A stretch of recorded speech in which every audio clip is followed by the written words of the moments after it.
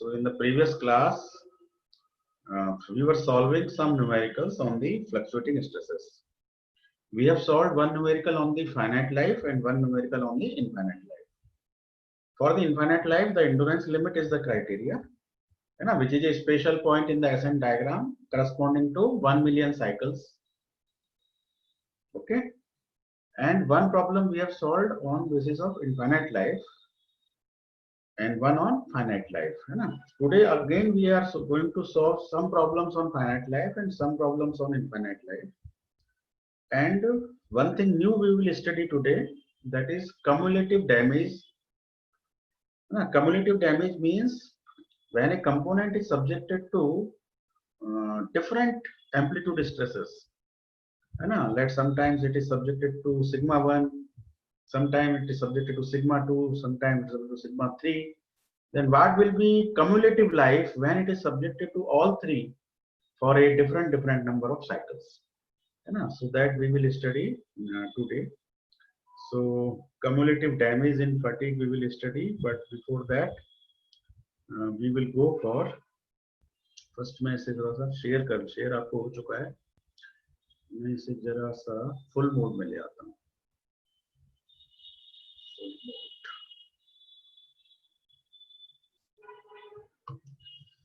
So I am just moving to the numerical.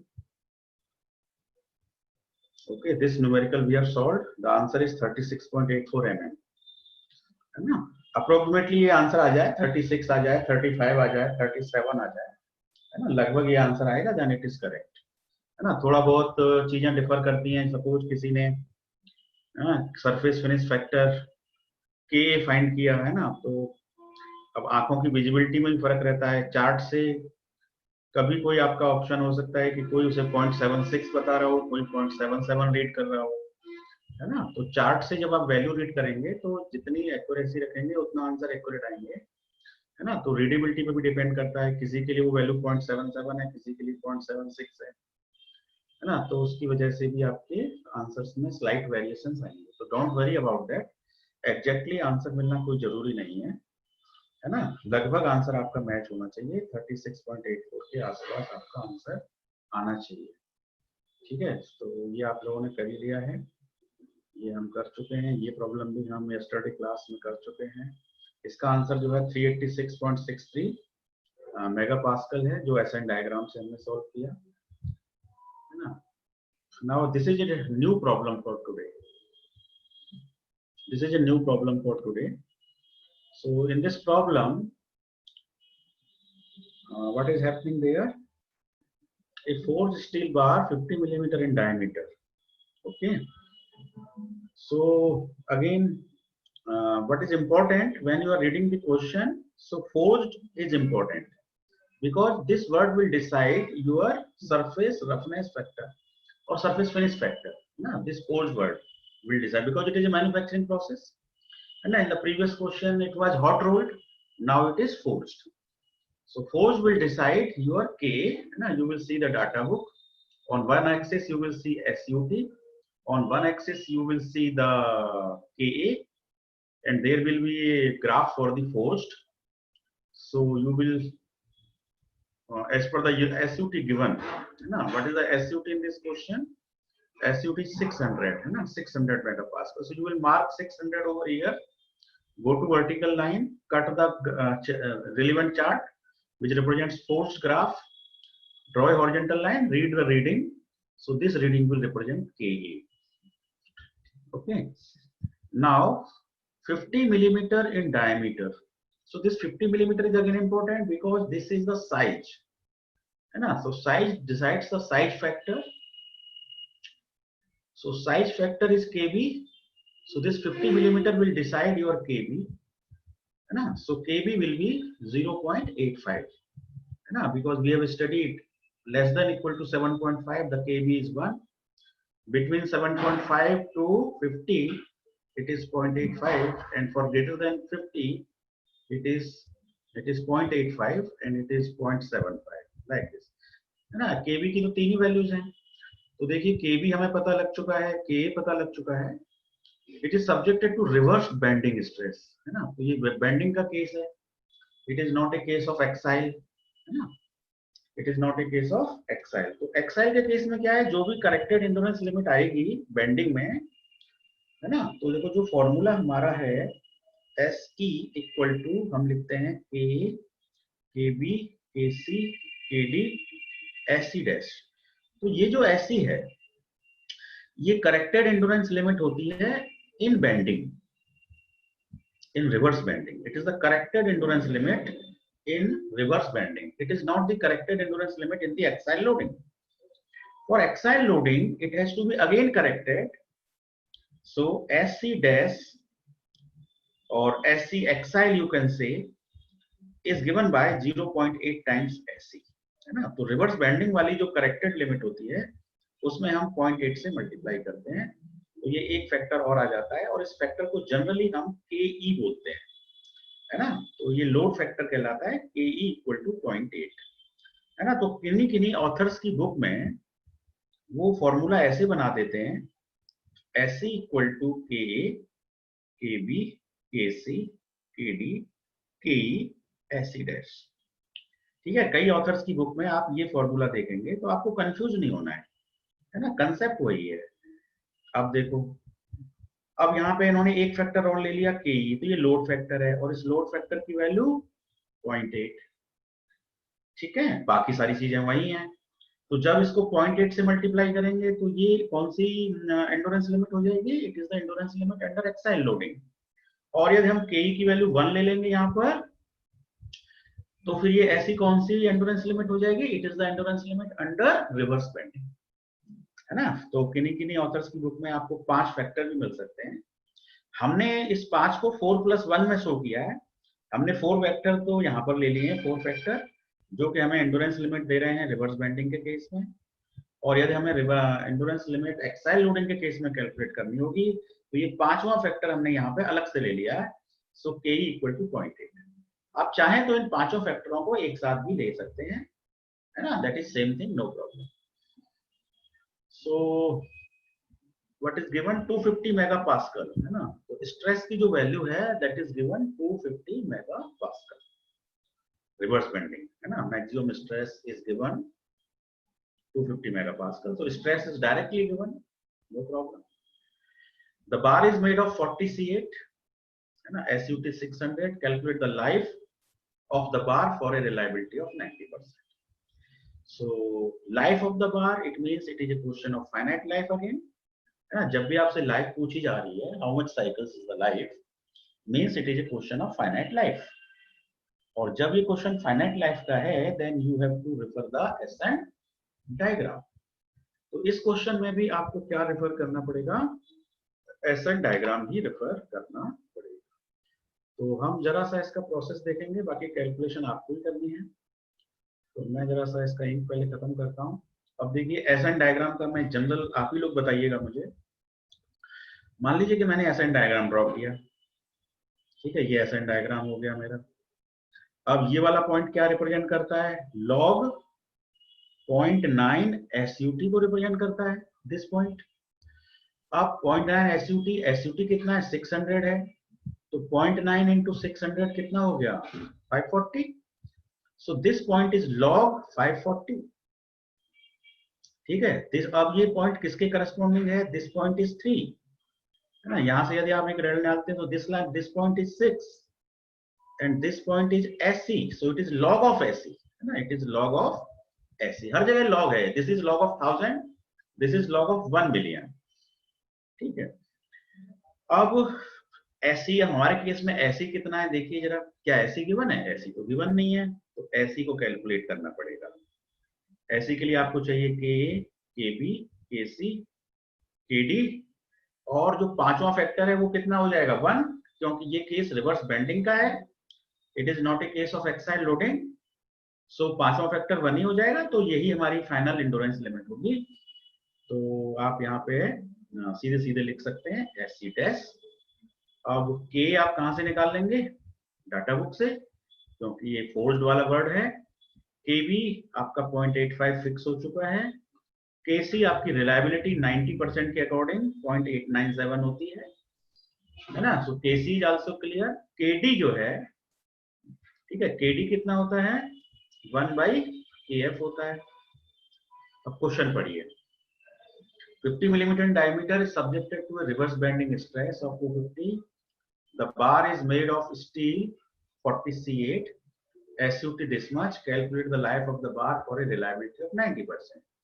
तो ये जो फोर्थ फैक्टर होता है ये बेसिकली किसको मेजर करता है, किसकी वजह से एंड्योरेंस लिमिट डाउन होती है, इसकी वजह से जो एंड्योरेंस लिमिट डाउन होती है तो ये बेसिकली स्ट्रेस कंसंट्रेशन को मेजर करता है, इसको मेजर करता है, स्ट्रेस कंसंट्रेशन को मेजर करता है। तो अब यहाँ पर हमें कोई डायग्राम तो दिया हुआ नहीं है ना, there is no diagram given over here, है ना, देखिए कोई डायग्राम नहीं गिवन है, ये तो दूसरा क्वेश्चन आ गया, कोई डायग्राम ही नहीं है। फोर्ज स्टील बार है, 50 मिलीमीटर इन डायमीटर है, इसका मतलब इसका डायमीटर जो है वो एक तरह से यूनिफॉर्म है ना, बार का डायमीटर यूनिफॉर्म है, इट इज एवरीवेयर 50 50 50, ऐसा नहीं है कि ये एक जगह 50 हो और उसके बाद में इसमें फिलेट आ रहा हो तो इसका डायमीटर कम हो गया, पता लगा यहाँ डायमीटर 50 है, यहाँ डायमीटर 25 है।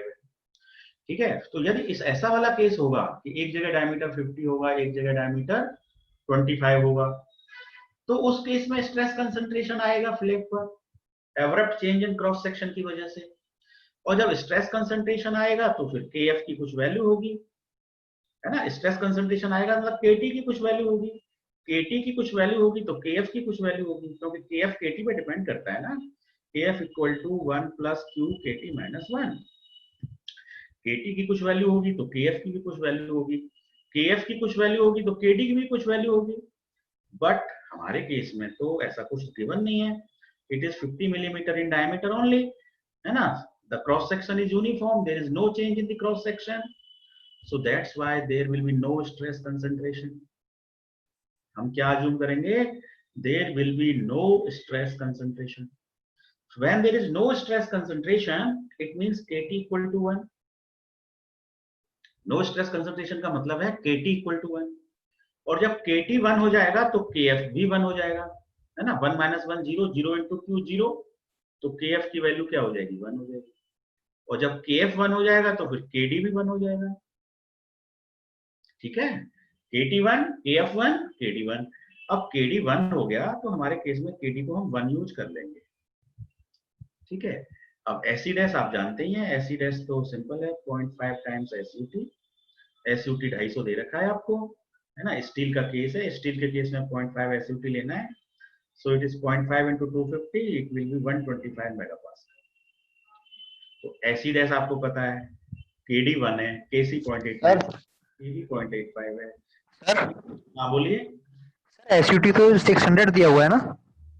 अच्छा SUT 600 है, ओके ओके, तो ये मैंने शायद गलत ले लिया है, it is 600, yes, so 0.5 into 600 it will be 300 megapascal, है ना, it will be 300 megapascal, तो AC dash will be 300, so it will be multiplied by 300, KD KB KC clear है, K आप कहाँ से पता कर लेंगे, you will get from the chart, है ना, तो जरा चार्ट देख लीजिए, बताइए आप सबके पास चार्ट होगा और उस चार्ट में फोर्ज्ड के लिए क्या वैल्यू आ रही है, बता दीजिए, इस वक्त चेक करिए कितना आ रहा है K, भंडारी का डाटा बुक निकालिए, है आपके पास, हाँ, are you able to see, otherwise मैं शेयर करता हूं आपको भंडारी की डाटा बुक,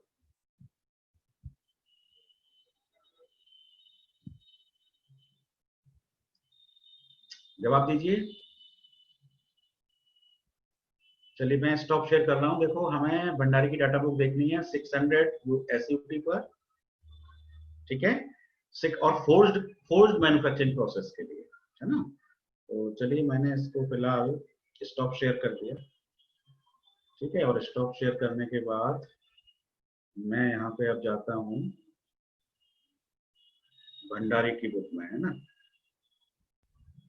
ये डाटा बुक बाई भंडारी, ये ओपन हो गई, ओपन होने के बाद मैं वापस यहाँ आ गया, मैंने इसको शेयर स्क्रीन किया और मशीन 0.45 आ रहा है सर, 0.45 आ रहा है, वेरी गुड, चलिए एक बार चेक कर लेते हैं, सब लोगों को थोड़ा क्लियर भी हो जाएगा, क्योंकि थ्योरेटिकली बताने में और उसमें थोड़ा फर्क रहता है, हालांकि पहले मैं ये बता चुका हूँ, तो कौन से पेज पर है जरा ये बता दीजिए, आपने जिसमें देखा है ना, कौन से पेज पर आपने देखा है, वो चार्ट किस पेज पर है? 151। 151, ठीक है, तो मैं 151 इसमें डाल देता हूँ। ये देखिए, values of the surface finish factor, ये सबको दिखाई दे रहा है ना, values for the surface finish factor. अब देखो, इसमें एक प्रोसेस तो पॉलिश्ड है, एक ग्राउंड है, एक मशीन्ड एंड कोल्ड ड्रॉन है, एक हॉट रोल्ड है, और कौन सी प्रोसेस है? फोर्स्ड। तो अभी हमें फोर्स्ड वाली प्रोसेस से हमारे क्वेश्चन में फोर्स्ड प्रोसेस दिया हुआ है, ठीक है। एसयूटी कितना दे रखा है? 600। तो हमने एक्स एक्सिस पे एसयूटी देखो, एसयूटी गिवन है टेंसाइल स्ट्रेंथ, 0.45 ही आ रही है।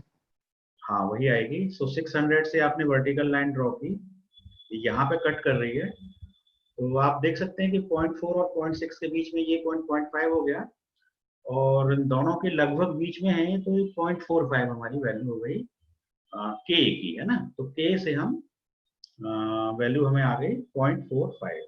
तो अब इसे स्टॉप शेयर कर देते हैं और हम दोबारा से पीपीटी में आ जाते हैं।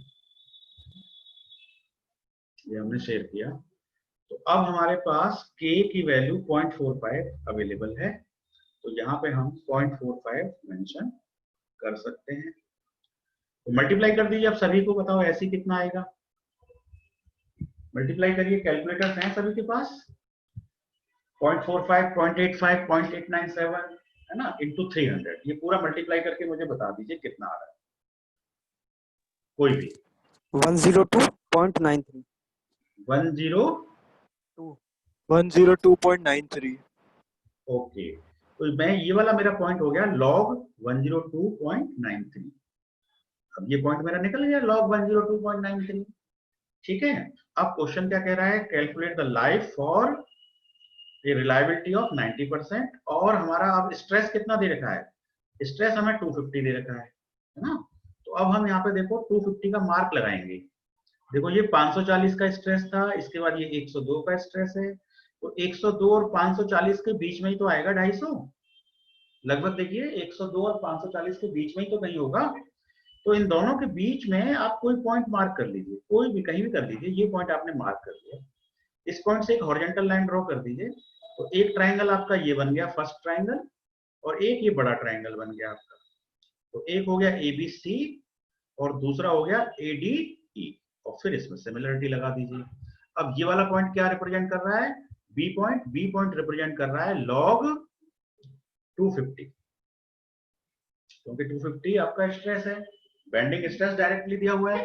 सो बी पॉइंट इज log 250। अब आपको ये लाइफ निकालनी है, so this point is log n, this point is log n।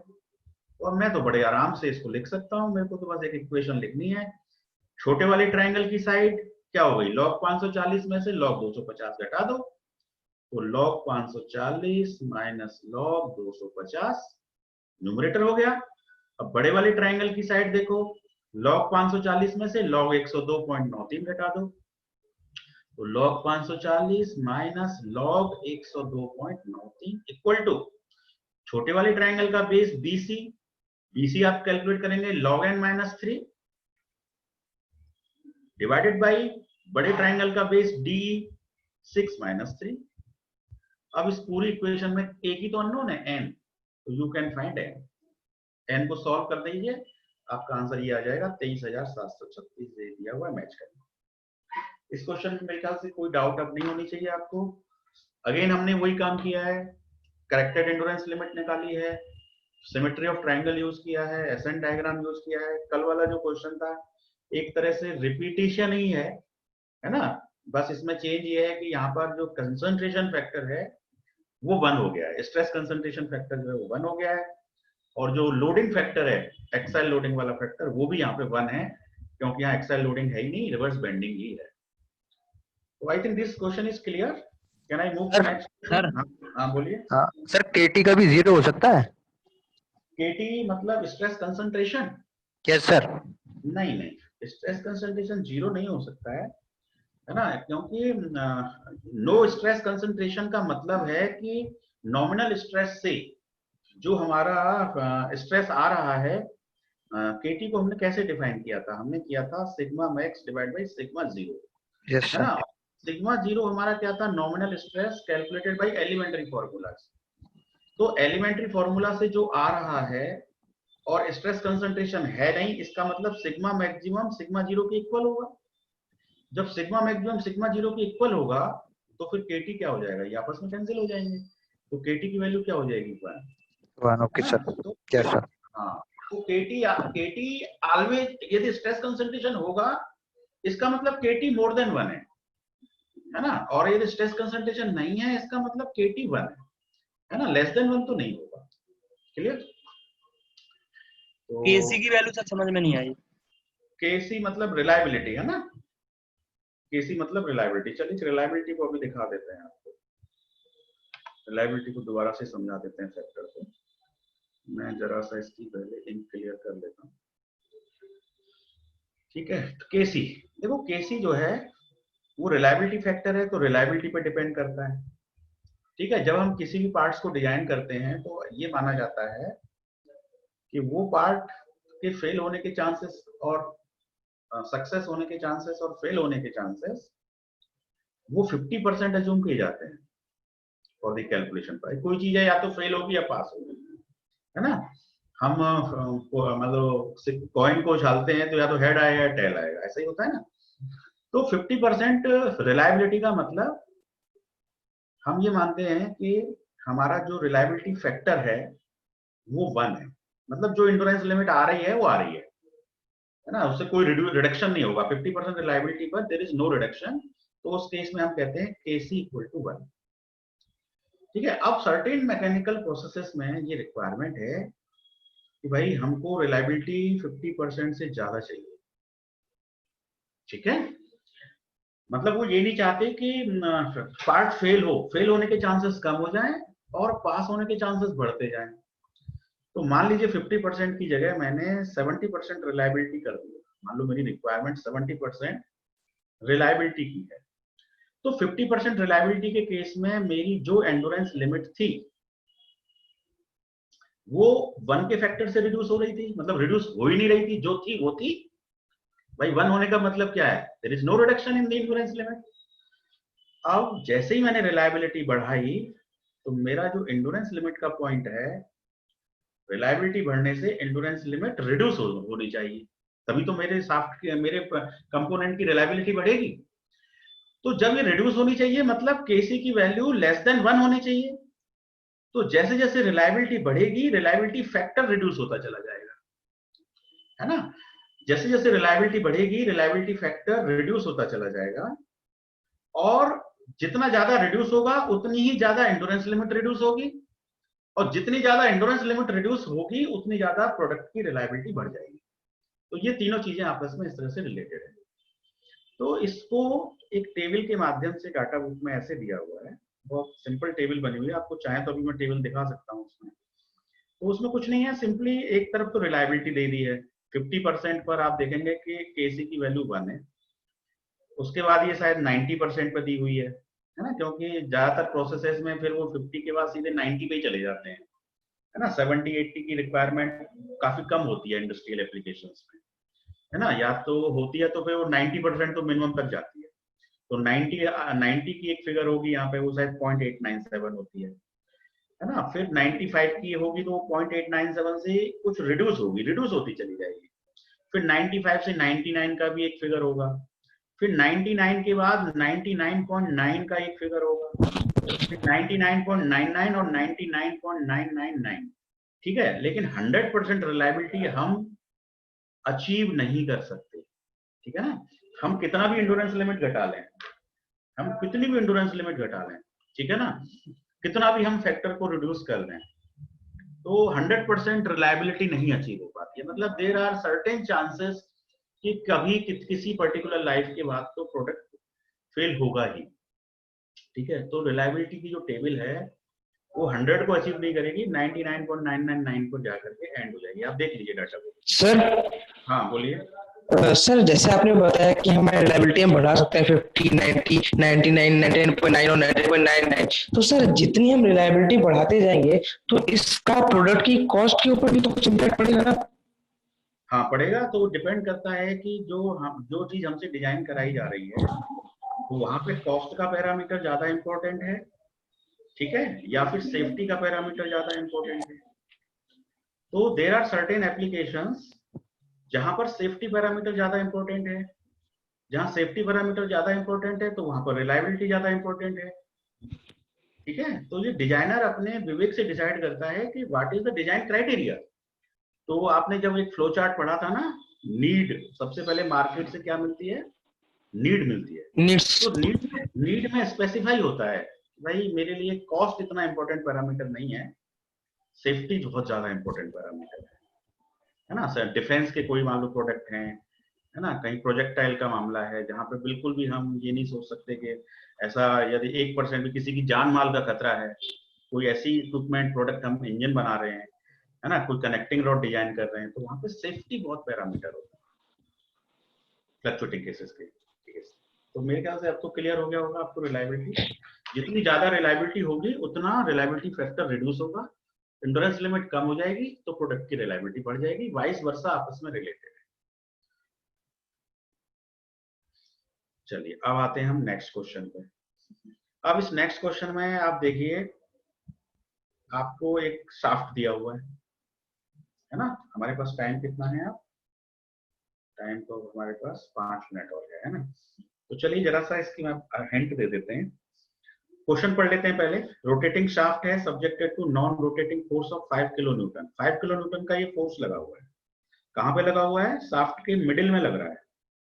Middle कैसे पता लगा, 200 प्लस 100 300 और 300 प्लस 100 400, तो ये मिडिल में नहीं है ना। इधर से तो ये 400 की डिस्टेंस पे है और इधर से कितनी डिस्टेंस पे है, 300 की डिस्टेंस पे है। तो यूनिफॉर्म लोडिंग नहीं है ना, मतलब सिमेट्रिकल नहीं है। Simply supported between two bearings, है ना, bearing A, bearing E is shown in figure. The shaft is machine from plane carbon steel. तो देखो अब ये मशीन वर्ड जो है ये इंपॉर्टेंट है, क्या निकालने के लिए, सरफेस फिनिश। फैक्टर निकालने के लिए। ये 2-4 क्वेश्चन करने से आपको मतलब समझ में आ जाएगा कि सर क्यों जोड़ दे रहे हैं इन शब्दों पे, है ना। फोर्स्ड, हॉट रोल्ड, मशीन, ये क्वेश्चन में कहीं भी मिल जाए समझ लीजिए रफनेस फैक्टर के लिए काम में आने वाला है। Plain carbon steel 30 C8 SUT given है and the expected reliability 90% given है। इक्विवेलेंट नॉच रेडियस जो है flat section can be taken as 3 millimeter. तो ये जो फ्लैट सेक्शन है ये वाला, ये जो फ्लैट सेक्शन है, यहाँ डायमीटर इस शाफ्ट का 45 मिलीमीटर है ना, और यहाँ पे डायमीटर कितना है, 35 मिलीमीटर है। यहाँ 35 है, यहाँ 45 है, यहाँ 30 है। तीनों जगह पे डायमीटर अलग अलग है ना। अनसिमेट्रिकल शाफ्ट है ना। अब देखो abrupt change in cross section हो रहा है। Abrupt change in cross section हो रहा है तो स्ट्रेस कंसंट्रेशन होगा ही होगा, है ना। तो स्ट्रेस कंसंट्रेशन को चेक करने के लिए हमारे पास चार्ट होगा। चार्ट में कुछ रेशो चाहिएंगे। एक तो मान लो इसकी फ्लैट रेडियस r है, तो एक तो हमको r बाई डायमीटर रेशो लेना पड़ेगा और एक हमको d बाई डी रेशो लेना पड़ेगा। वहां जब आप चार्ट देखेंगे तो आपको इस तरह की फिगर मिलेगी, वहां पे उस फिगर में क्या क्या रेशो लिए गए हैं वो रेशो देख करके आप क्या निकाल लेंगे, KT फाइंड कर लेंगे। तो इस फ्लैट पोर्शन पे अब यहाँ पे स्ट्रेस कंसंट्रेशन है, पिछले क्वेश्चन में स्ट्रेस कंसंट्रेशन नहीं था तो हमने KT इक्वल टू 1 लिया था। यहाँ पर स्ट्रेस कंसंट्रेशन है इसलिए KT की वैल्यू डाटा बुक से आप फाइंड करेंगे और नेचुरली जो वैल्यू आएगी that value will be more than 1, वो मोर देन 1 होगी, ठीक है। जब आपको KT मिल जाएगा तो KT के बाद आप क्या निकाल लेंगे, KF निकाल लेंगे।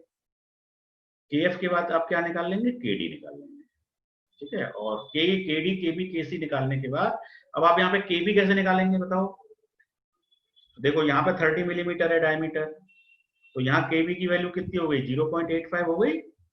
7.5 से 50 के बीच में जब साइज होता है डायमीटर तो KB की वैल्यू कितनी होती है, 0.85 होती है। यदि हम इस पोर्शन पे काम कर रहे हैं, है ना, तो 0.85 होगी। यदि हम इस पोर्शन पे काम कर रहे हैं तब कितनी होगी KB की वैल्यू, तब भी 0.85 होगी। और यदि हम इस पोर्शन पे काम करेंगे तब KB की वैल्यू क्या होगी, तब भी 0.85 होगी। तो सारा कुछ 7.5 से 50 के बीच में है, 30 मिलीमीटर, 35 मिलीमीटर, 45 मिलीमीटर, ठीक है।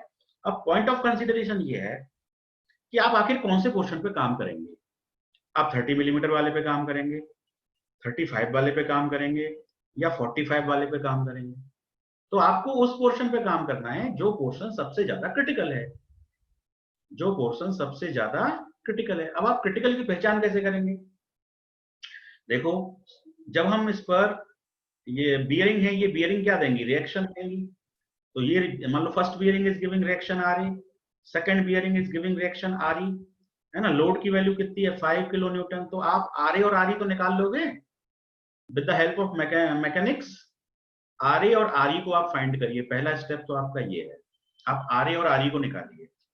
Once R A and R E is known, then you can find the bending moment, then you can find the bending moment. अब बेंडिंग मोमेंट कौन कौन से पॉइंट पे इंपॉर्टेंट है? बेंडिंग मोमेंट एक तो इस पॉइंट पे इंपॉर्टेंट है, पॉइंट डी। तो एक तो आप डी पॉइंट का बेंडिंग मोमेंट निकालिए। अब मिडिल वाले पॉइंट पे भी मैक्सिमम बेंडिंग मोमेंट होता है, तो आप सी पॉइंट का भी बेंडिंग मोमेंट कैलकुलेट करिए। उसके बाद ये जो बी पॉइंट है, ये भी क्रिटिकल है, यहां पर भी स्ट्रेस कंसंट्रेशन है, तो आप बी पॉइंट का भी बेंडिंग मोमेंट निकालिए। ठीक है, तीनों पॉइंट के बेंडिंग मोमेंट निकालने के बाद फिर आप इनका बेंडिंग स्ट्रेस निकालिए, है ना। बेंडिंग स्ट्रेस क्या होता है? M Y upon I. तो जब आपको मूवमेंट पता है ना, एम वाई अपॉन आई होता है ना। वाई क्या होती है? Distance of the top fibre from the neutral axis. तो आपको यहाँ पे इस वाले केस में डिस्टेंस कितनी हो जाएगी? 35 का आधा। इस वाले केस में डिस्टेंस कितनी हो जाएगी? Half of 45।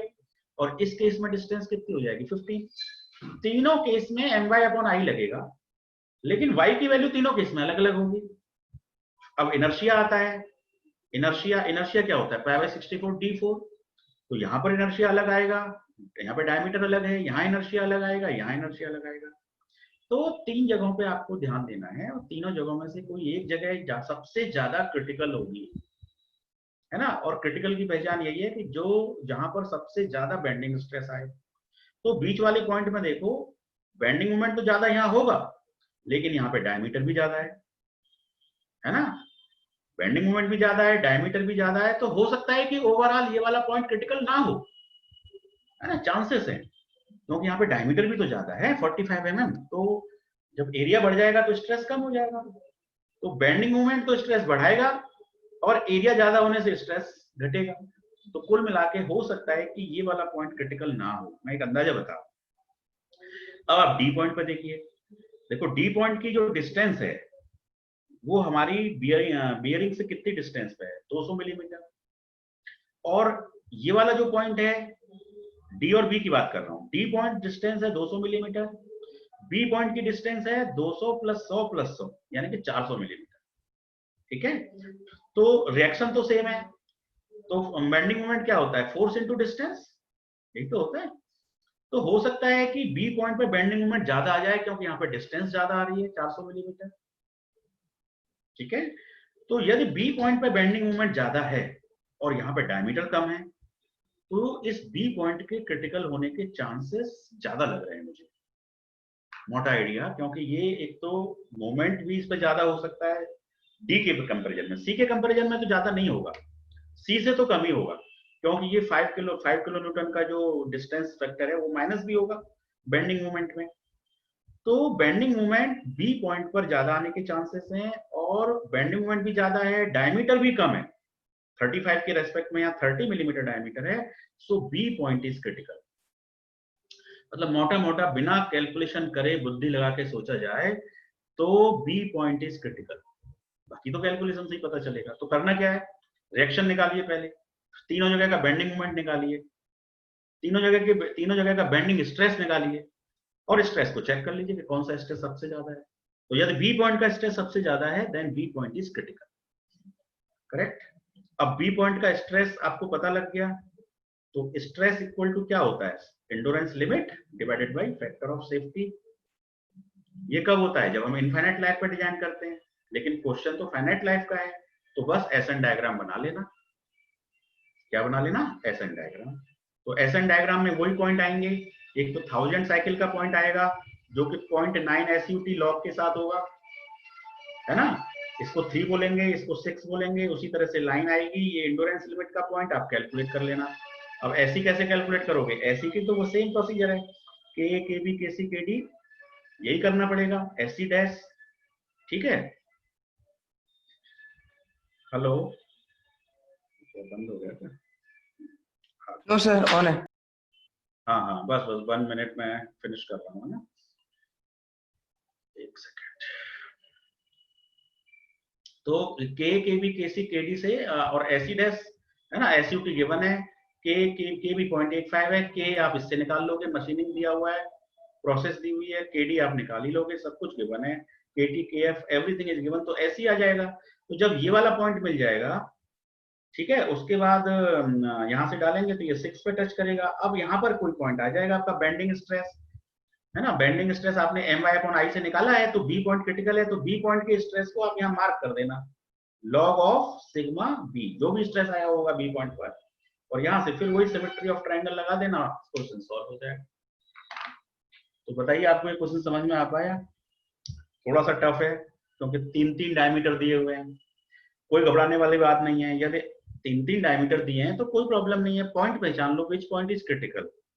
पॉइंट को पहचानने का तरीका है at which point the bending stress is maximum, है ना। एक मोटा सा दिमाग लगा सकते हैं, जहाँ डायमीटर कम हो, बेंडिंग मोमेंट ज्यादा हो, वहीं पर बेंडिंग स्ट्रेस ज्यादा होने की पॉसिबिलिटी है ना। रिएक्शन निकालिए, बेंडिंग मोमेंट निकालिए, बेंडिंग स्ट्रेस निकालिए, एंडोरेंस लिमिट को करेक्ट करिए, K B K C K D multiply करके, सिमेट्री ऑफ ट्रायंगल लगाइए, और number of cycles log N करके सॉल्व कर दीजिए, एन आपका आ जाएगा। आंसर नीचे गिवन है, कितना आंसर है? 1,15,958, ये आपका आंसर आएगा। चेक कर लीजिएगा, मुझे व्हाट्सएप कर दीजिए। Any doubt in this question? और यदि कोई डाउट नहीं है then we will end the class. मैं स्टॉप शेयर करता हूं पहले। यस, कोई डाउट है तो please unmute your mic and ask. Saransh है आज, सारांश प्रधान, यस सर। संदीप राजपूत, कोई डाउट है या क्लियर? बंद करें मीटिंग, क्लियर करें? नहीं सर, डाउट नहीं है सर, हो गया। डाउट नहीं है, वेरी गुड। चलिए तो इसको प्रैक्टिस कर लीजिएगा, और in the next class we will do a new topic, है ना, कंबाइंड लोडिंग करेंगे और कम्युलेटिव डैमेज करेंगे, है ना, वो आज रह गया है। Cumulative damage we will take in the next class. Okay, thank you very much, stay home, stay safe. Thank you sir.